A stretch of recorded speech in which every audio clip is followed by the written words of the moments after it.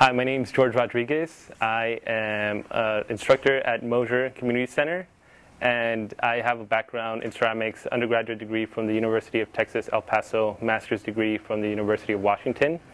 And I teach the beginning to advanced ceramics class Monday mornings. This class, we do a little bit of everything. We do some hand building, some wheel throwing. It's basically an enrichment class where I help you develop your skills to achieve something that you're looking for. This class is available for anybody 15 years of age or older. Okay, so I'm going to start by doing a simple slab building demonstration, and it is going to be comprised of cutting out a silhouette of a piece. So we're turning a two-dimensional piece into a three-dimensional object. So what I did was overlay two slabs on top of each other so that when I cut it out, I get a mirror image of the object. After the mirror image, the first step would be to start to give the piece a little bit of shape. So I'm actually curling up the edges in order to give it some dimension. Now, the tricky part here is that when you do this, if I were to curl up the same side and not the mirror image, things wouldn't line up. So you have to make sure that the mirror image is the part that you're giving depth to. So I'm doing that just by running my hand and making sure that the edge just comes off of the table a little bit. After that, scoring becomes a really integral part, so I want to make sure that I score the edges where I'm going to attach my pieces. And what I'm making right now is actually a bird, similar to the one that's right on my right-hand side here. So again, you score both sides of the piece. And you can never score too much. This is this is what's going to hold your piece together. After you finish scoring, then you can just take your two sides and then begin to line them up. Now, at first it doesn't have to be exact. You're just trying to get things to land in place.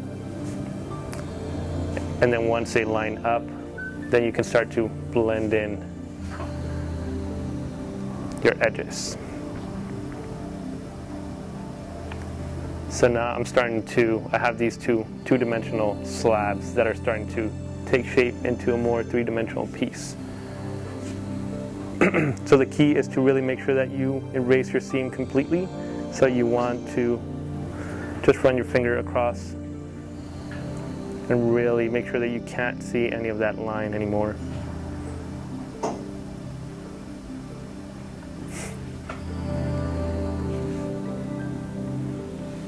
So depending on your object, you just want to really, if it's something small like what I'm making now, I can just hold it in my hand. If you're making something a little bit larger, then you really want to make sure you look at all your seams. So after I've connected all of my seams, I will come from the interior and then start to give it depth from the inside out. So I'm basically like puffing out a balloon almost. So I'm squeezing this together. That starts to give the body a little bit of volume. And then from the inside, I just run my hand and start to puff out the shape. So there's some parts that will be hard to reach. For instance, I can't get all the way to the back of the tail, or I can't get to the top of the head. So at that point, what I will do is just cut those pieces off. Then I have a different entry point to continue to shape, and I can shape the head, and then I can also turn the head and play around with placement depending on what it is that I want to do. So this is just a really simple way to turn something from two-dimensional into three-dimensional, and with more attention and more time, you can start to develop detail and things like that. Thank you. So you can register for this class at burienparks.net or call 206-988-3700 or come in and see us at 14700 6th Avenue Southwest, Burien.